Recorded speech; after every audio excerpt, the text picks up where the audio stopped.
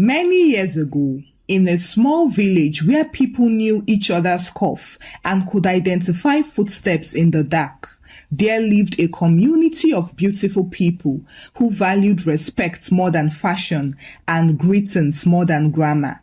Into this village entered a girl named Zina Chimdi, with dark glasses bigger than common sense, dragging 2 boxes and filming herself from 3 angles at the same time. Zina Chimdi was not coming to greet any elders, nah. She was coming to rest small, get premium content, and also remind the village that Lagos had upgraded her. Recently, her followers started asking for village content, so she thought to give it a trial. According to her, content was content, whether it came from Lekki or from the red dusty roads, as long as it could trend. In Lagos, Zina Chimdi was a full package slay queen with smooth skin, flat stomach, confidence that could power generator, and captions that always started with soft life or main character energy. She did not walk, she glided. She did not sweat, she glowed. She believed the world was divided into 2 people, those who had village background and those who had escaped it. Zina Chimdi did not grow up in Lagos, but Lagos grew inside her. She left the village years ago with 1 nylon bag and a dream, only to return now with bone-straight wig, nails that clicked like keyboard buttons, and sunglasses that served as an umbrella under the village sun. As the bus stopped at the village junction, she jumped down first, adjusting her wig before even greeting the driver. The driver looked at her and asked, "Madam, your load." Zina replied without looking, "Careful, this box is fragile." The driver nodded. "E no go pass wig wey dey inside now." Zina did not hear him because she was already filming. POV, you are back to the village but still fine past everybody. Her aunt ran out of the compound shouting, "Zina, my daughter, welcome, oh, welcome."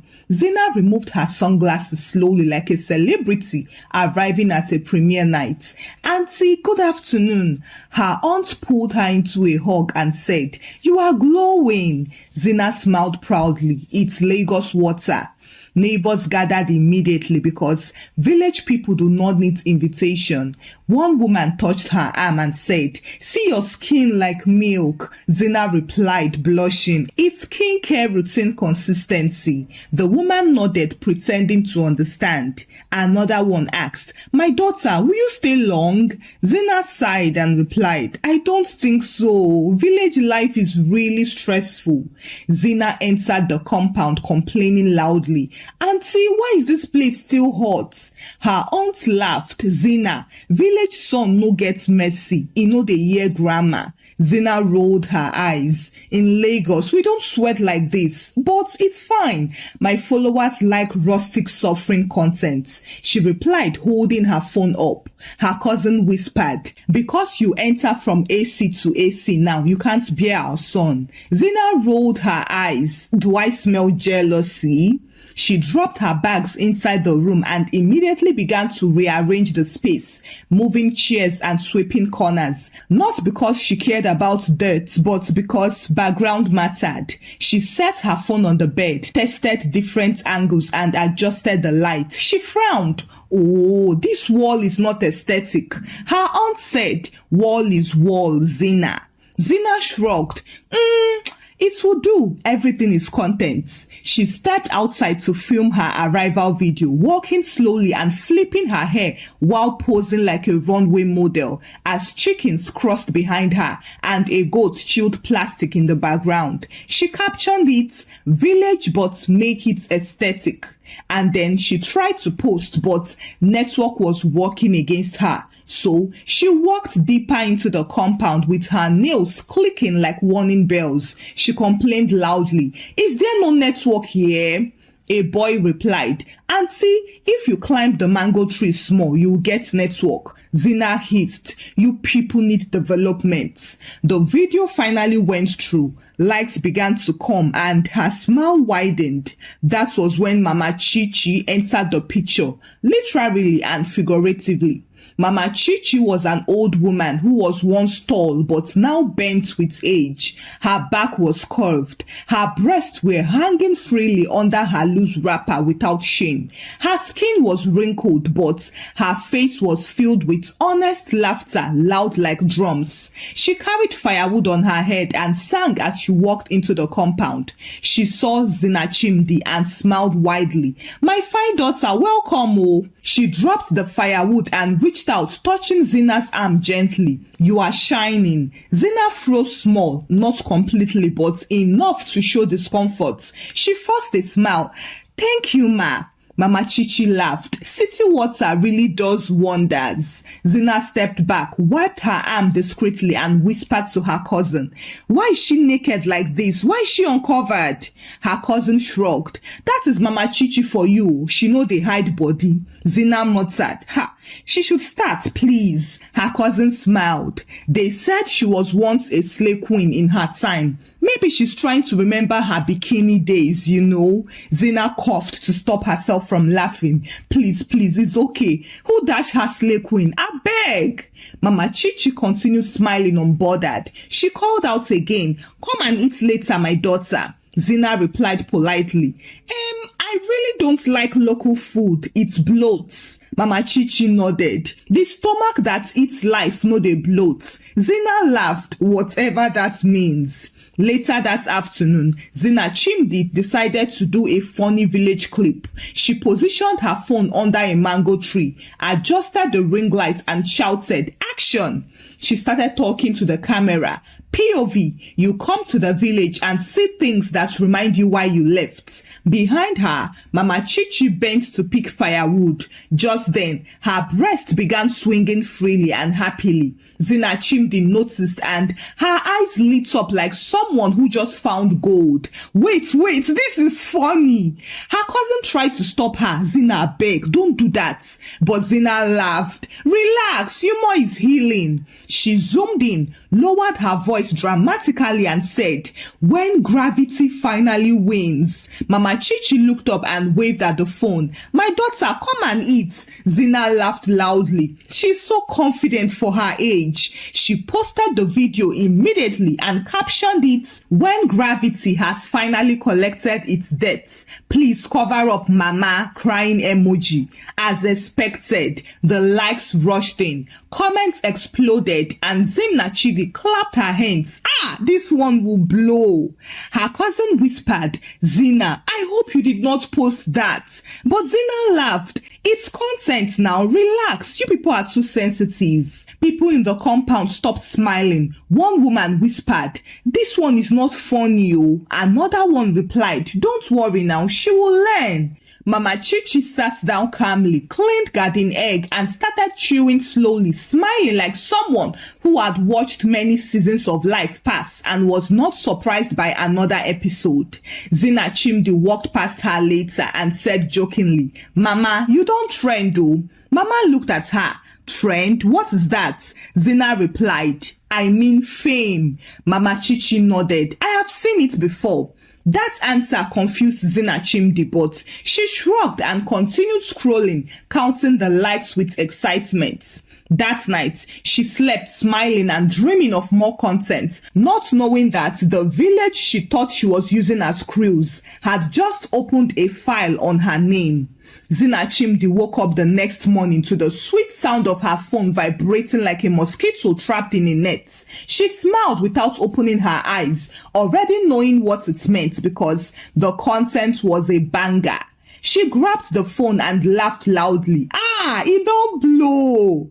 Notifications were jumping with likes, comments, shares, and reposts from people she did not even know. People were tagging other meme pages and lifting the video without asking for permission. Her caption had become a joke. People were adding their own words to it. Gravity undefeated. Village gym no dey work. Age no be joke. Zina stretched on the bed satisfied. Content creation is hard work, oh, she said proudly. Her cousin peeped in and said, "Zina, people are laughing too much." Zina waved her hand and smiled. That is the goal now. She entered the compound filming again. "Good morning, village." An old man replied calmly, "Morning, my daughter." She zoomed the camera to his face, then quickly removed it. This light is not good though. Some women sat under the tree discussing something, but when Zina approached, they stopped talking. One of them greeted her. "My daughter, hope you slept well." Zina smiled. "I slept very well." The woman nodded and said, "That video yesterday, people are talking." Zina laughed. "Of course, content must talk." The woman shook her head. "Some talking no be good talking, no." Zina did not hear that part properly, or maybe she pretended not to. She checked her phone again, saw the views climbing and shouted, 200,000 views overnight. Yay! Meanwhile, Mama Chichi walked past carrying a basket of vegetables, greeting everyone as usual. "Good morning, my children." Some answered while some looked away. However, Zina Chimdi noticed something strange. Nobody was laughing today and nobody was smiling too hard. The air felt heavy, like rain that refused to fall. Mama Chichi stopped by Zina and said, "My daughter, people say I dey inside your phone." Zina laughed. "Yes, Mama, you are famous." Mama Chichi asked calmly. "Famous for what?" Zina replied, still laughing. "For being funny." Mama Chichi nodded slowly. "Oh, okay." She walked away without another word, and Zina Chimdi felt a small discomfort but shook it off. "Village people are just dramatic," she muttered. Unfortunately, later that afternoon, strange things started happening small. First, her phone began to heat up anytime she opened the app. The same app that made her happy. "Oh, this phone is too old, Jare," she complained. Then, a brand she had been chatting with about collaboration suddenly stopped replying her. She refreshed the chat again and again. Maybe it's network. At the same time, messages began to enter her inbox, but this time they were not laughing messages. They sounded more like warnings. "You shouldn't mock your elders. That woman is not your age mate. Delete that post." Zina frowned and clicked her tongue. "Internet police, abeg shifts." By evening, the compound became quiet. Children stopped greeting her properly. One young girl whispered to another, "That is the auntie that laughed at Mama Chichi." Zina felt irritated and she complained to her aunt. "These people are behaving strangely." Her aunt replied carefully, "You embarrassed an elder. What do you expect?"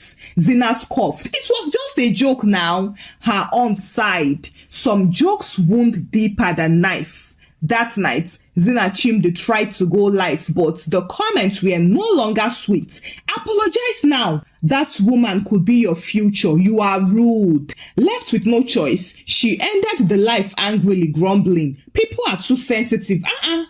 As she lay on the bed, scrolling angrily, a message came through from her cousin. "Mama Chichi said you should come and see her tomorrow." Zina laughed loudly. "For what now?" Well, she later replied with a voice note. "Tell her I will come." She looked at the phone and smirked. "Okay now, tomorrow will be for another content again." Zina Chimdi did not plan to go and see Mama Chichi early, but that morning, sleep refused to stay with her because the village felt too quiet, such that she could hear her own thoughts too clearly. She lay on the bed, scrolling through her phone and reading comments that no longer made her laugh. Some were angry, some were disappointed, and some were lectures. She hissed, turned the phone face down and said out loud, "People should just relax.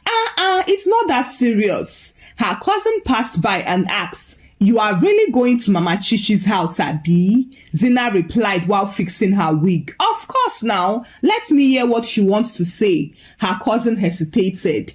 "That woman is not ordinary." Zina laughed. "I know, right? All village people are extraordinary in stories." She dressed down a bit in a simple gown, flat slippers, and then walked towards Mama Chichi's compound, expecting her to be crying or angry in a small mud house. But instead, she stopped short at the entrance because the compound was neat. It was swept clean with flowers arranged, water drum covered, and goats tied properly. Nothing was scattered or kept carelessly. It did not even match the image in her head at all. The house was not a mud house. Mama Chichi sat on a wooden chair in her sitting room, reading an old book, wearing the same loose wrapper with her chest still free, looking calmly like someone waiting for a guest. She smiled immediately she saw Zina. "My daughter, you came." Zina nodded awkwardly. "Yes, Mama, you sent for me." Mama Chichi pointed to a stool. "Sit down."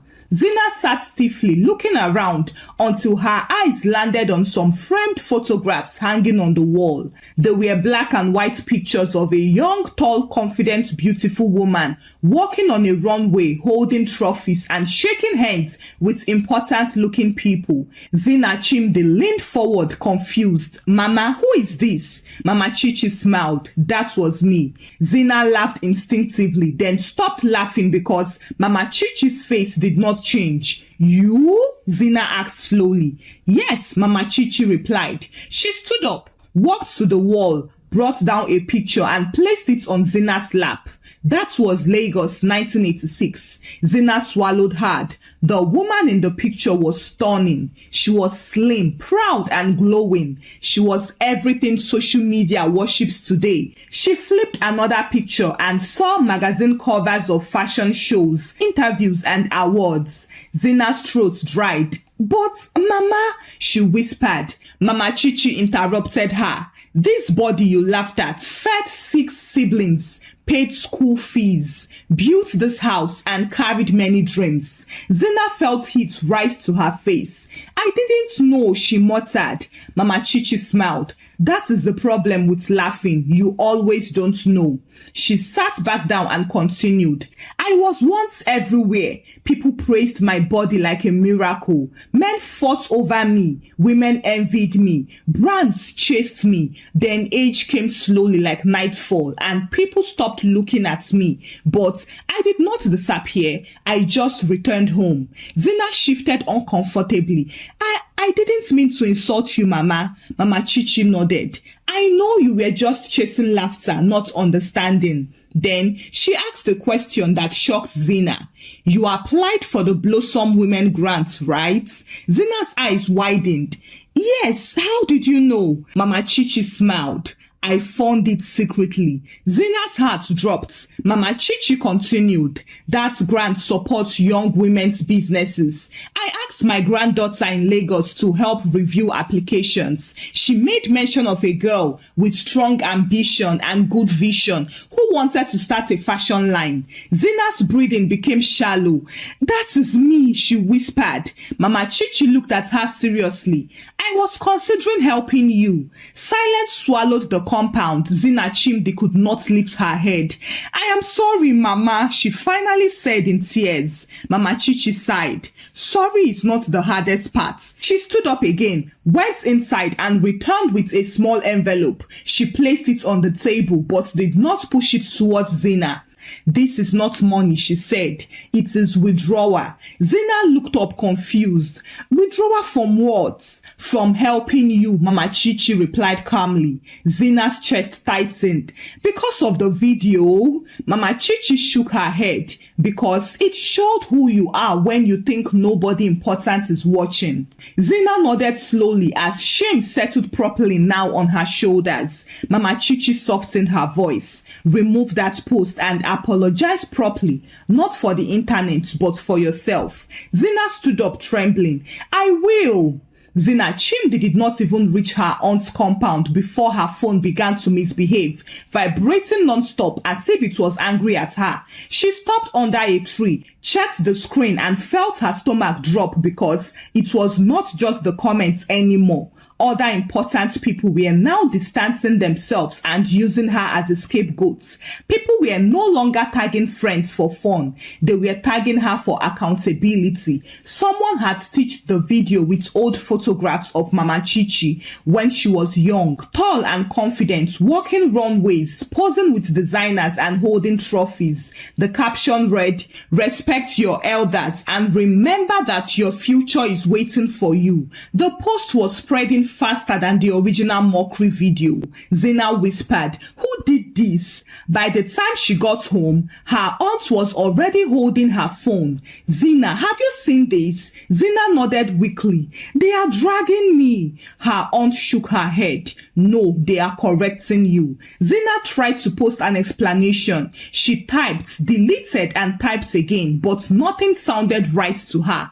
Apology felt forced and excuse felt stupid. But still, silence was dangerous and worse, so she finally posted something. "I meant no harm. It was just content." But the internet laughed harder. "Content is not cruelty," they said. "Delete that post." "Apologize without explanation," someone texted. Unfortunately, the brands she had been chatting with went quiet. One even sent a polite message saying, "We are reviewing our values." Her followers count began to drop like water leaking from a net. In the village, people stopped greeting her. Children talked about her. Women avoided her eyes. Even the boys who once helped her carry boxes now looked away. She heard one woman say she laughed at someone who lived longer than her.